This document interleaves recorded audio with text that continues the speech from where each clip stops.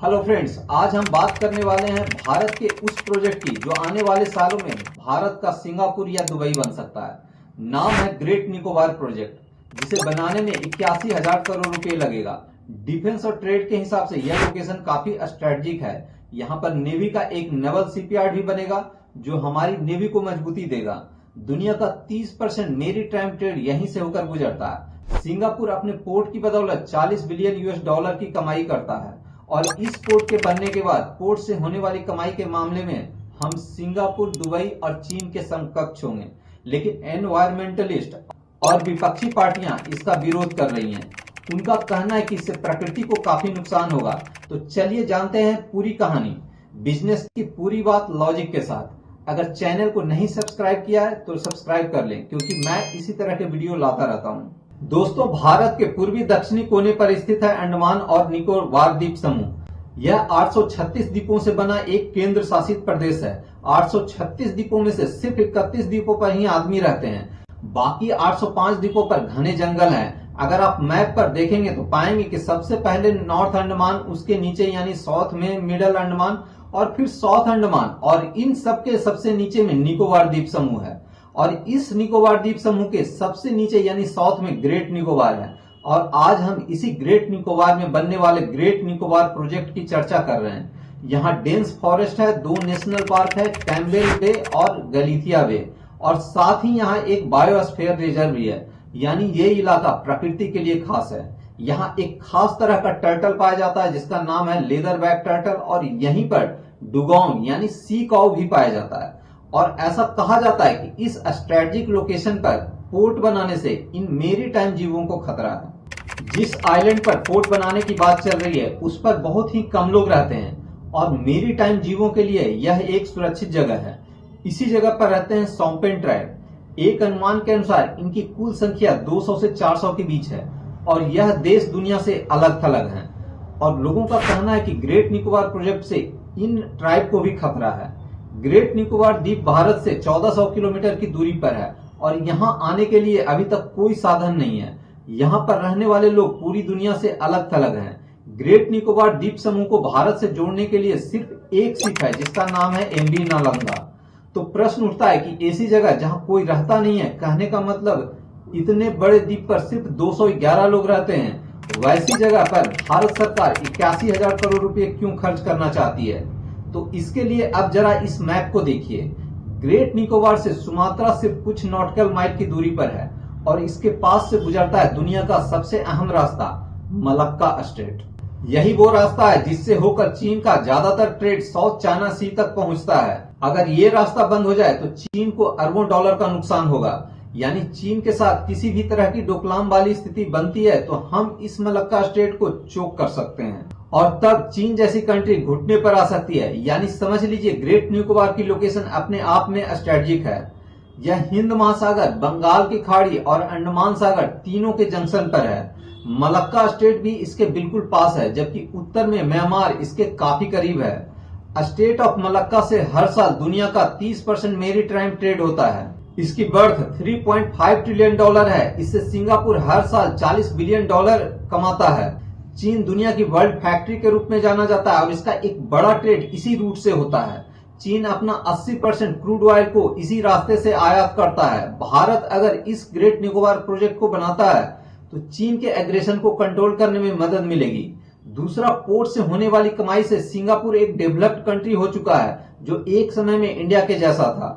Port की बदौलत ही Dubai आज डेवलप्ड कंट्री के रूप में जाना जाता है। डोकलाम में चीन के साथ जो कुछ भी हुआ आप जानते हैं। अगर भारत इस ग्रेट निकोबार प्रोजेक्ट को तैयार कर लेता है तो चीन के एग्रेशन को कंट्रोल करने में बहुत ज्यादा मदद मिलेगी, क्योंकि इस ग्रेट निकोबार द्वीप पर नेवी का एक नेवल फ्रंट भी होगा जिससे मलक्का स्ट्रेट पर नजर रख सकते हैं। मलक्का से होने वाले बिजनेस को अगर रोक दिया जाए तो दुनिया घुटने पर आ जाएगी। इसलिए दुश्मनों को कंट्रोल करने के लिए यह ग्रेट निकोबार प्रोजेक्ट काफी इंपॉर्टेंट है। चीन के एग्रेशन को देखते हुए यह इंपॉर्टेंट हो जाता है कि भारत अपना नया नेवी फ्रंट रेडी रखे। दोस्तों, अंडमान निकोबार एकमात्र जगह है जहां भारत की इंटीग्रेटेड कमांड है। इस क्षेत्र को अगर आप ध्यान से देखें तो इस ग्रेट निकोबार से होते हुए आप पैसिफिक ओशन तक जा सकते हैं, यानी हिंद महासागर से पैसिफिक ओशन तक, जहां पर आप जापान, कोरिया, रसिया हो गया, इसके अलावा अगर हम देखें तो म्यांमार, थाईलैंड, वियतनाम, इंडोनेशिया जैसे देश को कनेक्टिविटी प्रोवाइड कराता है। बांग्लादेश से होकर भारत के विभिन्न शहरों पर आपके जो पोर्ट हैं पूर्वी क्षेत्र में, आपको उनको कनेक्ट करने का काम करता है। साथ ही हिंद महासागर से होते हुए, कोलंबो से होते हुए यहाँ पर दक्षिण अफ्रीका की तरफ व्यापार करने को भी प्राथमिकता देता है। यानी व्यापारिक दृष्टिकोण से भारत के लिए यह पोर्ट काफी इंपॉर्टेंट है और इसीलिए लोग ऐसा बोलते हैं कि भारत का ग्रेट निकोबार प्रोजेक्ट सिंगापुर और दुबई के जैसा हो सकता है। अब देखिए साथियों, भारत की योजना है कि ग्रेट निकोबार को एक ट्रांसशिपमेंट हब बनाया जाए, ठीक वैसा जैसा श्रीलंका का हवंटोटा पोर्ट है या सिंगापुर का पोर्ट है। यहाँ जहाज रुकेंगे, फ्यूल भरेंगे, रिपेयर होंगे और जो देश यहाँ से व्यापार करेंगे वो भारत की इकोनॉमिक पोजीशन को और मजबूत बनाएंगे। भारत भी एक बड़ा एक्सपोर्टर है और अभी भारत के सभी शिप दूसरे पोर्ट यानी श्रीलंका के हवंटोटा पोर्ट या फिर सिंगापुर पोर्ट को यूज करता है। अगर भारत का खुद का पोर्ट होगा तो वह अपने पोर्ट को इस्तेमाल कर सकेगा, जिससे लगभग 15,000 करोड़ रुपए भारत के बच सकते हैं। इस प्रोजेक्ट में 4 बड़ी चीजें शामिल हैं। नंबर 1, एक container transmitment terminal. Number 2, international airport. Number 3, एक पावर प्लांट। नंबर 4, और एक करीब 166 स्क्वायर किलोमीटर की टाउनशिप। सरकार इस पूरे प्रोजेक्ट पर लगभग 81,000 करोड़ रुपए खर्च करने जा रही है। पहले फेज में 2028 तक 18,000 करोड़ रुपए निवेश करने का प्लान है। सिंपल भाषा में कहें तो गलाथिया बे में एक बहुत बड़ा पोर्ट बनेगा। इसका काम होगा बड़े शिप से सामान उतारकर छोटे शिप पर लोड करना और फिर आगे भेज देना। इससे इंडिया इंटरनेशनल ट्रेड में एक बड़ा प्लेयर बन सकता है। दुनिया के सबसे बड़े सी रूट मलक्का स्टेट के बहुत करीब होने के कारण यहाँ इंफ्रास्ट्रक्चर बनने से इंडिया का इस रूट पर कंट्रोल और इन्फ्लुएंस बढ़ेगा। इस प्रोजेक्ट से इंडिया अपनी मैरीटाइम सिक्योरिटी और पावर को स्ट्रॉन्ग कर सकता है। हम एशियन कंट्रीज के साथ अपने रिलेशन और ट्रेड को बढ़ा सकते हैं। इस प्रोजेक्ट से वहां पर बिजनेस बढ़ेगा और अगर ज्यादा टूरिस्ट आएंगे तो लोकल इकोनॉमी को भी बहुत अच्छा फायदा होगा। अच्छे इंफ्रास्ट्रक्चर जैसे हॉस्पिटल, स्कूल और रोड बनेंगे, जिससे वहां रहने वाले लोगों की लाइफ बेहतर होगी। ग्रेट निकोबार प्रोजेक्ट पर होने वाले कामों को 3 जोन में बांटा गया है। जोन 1 में 3300 मीटर लंबे रनवे वाला एक इंटरनेशनल एयरपोर्ट बनेगा और इसी एयरपोर्ट के अगल बगल में कमर्शियल ऑफिस जैसे बैंक ऑफिस बनेंगे, जिससे कि व्यापार सुगम हो सके।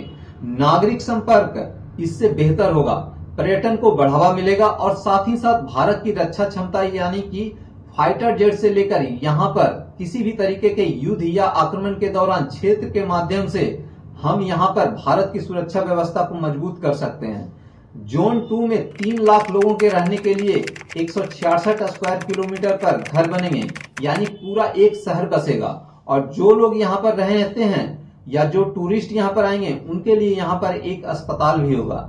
इसके साथ साथ 4.4 स्क्वायर किलोमीटर के अंदर 450 मेगावाट का एक पावर प्लांट भी बनाया जाएगा, जिससे कि पूरे शहर को जरूरत की बिजली दी जा सके।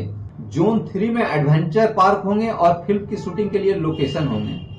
अब जरा सोचिए, अगर ये प्रोजेक्ट पूरी तरह डेवलप हो गया तो भारत को एक नया लॉजिस्टिक हब मिलेगा, जहां से साउथ ईस्ट एशिया तक व्यापार के दरवाजे खुल जाएंगे। FDI आएगा, रोजगार बनेगा और भारत ब्लू इकोनॉमी में अपनी पकड़ और मजबूत करेगा। इसलिए कई लोग इसे इंडियाज नेक्स्ट सिंगापुर विजन भी कहते हैं। और लोग इंडियाज नेक्स्ट सिंगापुर विजन क्यों कह रहे हैं? क्योंकि सिंगापुर को डेवलप होते हुए लोग देख चुके हैं, जबकि श्रीलंका के हवंटोटा पोर्ट को डेवलप होते हुए देख रहे हैं। और अगर ग्रेट निकोबार प्रोजेक्ट ठीक इसी तरह से तैयार होता है तो हम इस क्षेत्र पर राज कर सकते हैं, क्योंकि जो देश इस इलाके में राज करेगा भविष्य में वो पूरे विश्व में राज करेगा। देखो, हर बार में लड़ाई सिर्फ मैदान में नहीं लड़ी जाती। किसी भी जंग को जीतने के लिए मिलिट्री पावर तो जरूरी है, लेकिन इकोनॉमिक पावर उससे भी कहीं ज्यादा जरूरी होता है। यह इतना इंपॉर्टेंट फैक्टर है कि इससे हम वॉर्स के दौरान बड़े से बड़े देशों को अपने घुटने पर ला सकते हैं, नेगोशिएट कर सकते हैं। एक रिपोर्ट के मुताबिक इस ग्रेट निकोबार प्रोजेक्ट से 2047 तक 40,000 करोड़ रुपए का रेवेन्यू होगा। लेकिन हर बड़े प्रोजेक्ट के साथ आती है एक बड़ी चुनौती। कांग्रेस और कई पर्यावरणविदों का कहना है कि इस प्रोजेक्ट के लिए करीब 8.5 से 9 लाख पेड़ काटे जाएंगे। साथ ही 130 स्क्वायर किलोमीटर का फॉरेस्ट एरिया खत्म होगा। यहाँ पाए जाने वाले लेदरबैक टर्टल, डुगोंग यानी सी काऊ और सॉम्पेन ट्राइब जैसी दुर्लभ प्रजातियों को नुकसान पहुंचेगा। यह टर्टल दुनिया भर से ट्रेवल करके ग्रेट निकोबार आते हैं, क्योंकि ये उनका एक मेजर नेस्टिंग साइट है। दूसरा, क्या यहाँ पर रहने वाले ट्राइब इन्फ्लुएंजा वायरस जैसे वायरस को झेल पाएंगे? हालांकि 2024 में होने वाले आम चुनाव में इस ट्राइब ने भी पार्टिसिपेट किया था, यानी अब ये बिल्कुल अलग थलग नहीं है।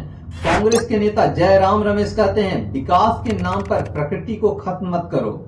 लेकिन अब सरकार का जवाब भी तैयार है। जितने पेड़ कटेंगे उतने हम मेनलैंड में लगाएंगे, मध्य प्रदेश, झारखंड, छत्तीसगढ़ में। सरकार का कहना, यह प्रोजेक्ट सिर्फ इंफ्रास्ट्रक्चर नहीं बल्कि राष्ट्र की सुरक्षा और स्ट्रेटेजिक स्ट्रेंथ का सवाल है। क्योंकि अगर भारत ने ग्रेट निकोबार में झंडा गाड़ दिया तो मलक्का स्टेट और पूरे ईस्टर्न ट्रेड रूट पर भारत की पकड़ और मजबूत हो जाएगी। अब दुनिया की बात करें, सिंगापुर का पोर्ट आज दुनिया का दूसरा सबसे बिजी पोर्ट है, जहां जहाज रुकते हैं, सर्विस लेते हैं, अरबों डॉलर की इकोनॉमी घूमती है। भारत भी यही चाहता है कि ग्रेट निकोबार उसी लेवल पर पहुंचे, एक पोर्ट ऑन कॉल, एक फ्री ट्रेड जोन, टूरिज्म और लॉजिस्टिक हब के रूप में ग्रेट निकोबार जाना जाए। तो सवाल ये उठता है, क्या भारत को अपनी सामरिक ताकत और व्यापारिक विकास के लिए इतना बड़ा इन्वायरमेंटल रिस्क लेना चाहिए, या हमें टेक्नोलॉजी और सस्टेनेबल डेवलपमेंट के जरिए ऐसा रास्ता निकालना चाहिए जो विकास भी दे, विनाश भी ना करे? साथियों, हर देश को प्रगति के रास्ते पर कुछ मुश्किल फैसले लेने पड़ते हैं। अब देखना यह है कि ग्रेट निकोबार प्रोजेक्ट भारत को स्ट्रेटेजिक पावर बनाएगा या पर्यावरणीय विवादों में उलझा देगा। आपका इस विषय पर क्या मानना है? क्या आपको लगता है कि भारत को यह प्रोजेक्ट आगे बढ़ाना चाहिए या पर्यावरण को बचाने के लिए इसे रोक देना चाहिए? कमेंट में बताइए। और अगर वीडियो पसंद आए तो लाइक, शेयर और चैनल को सब्सक्राइब जरूर करिए, क्योंकि मेरे वीडियोज में बिजनेस की बात होती है लॉजिक के साथ। मैं हूं विपिन, आप देख रहे हैं business with Vipin. Thank you.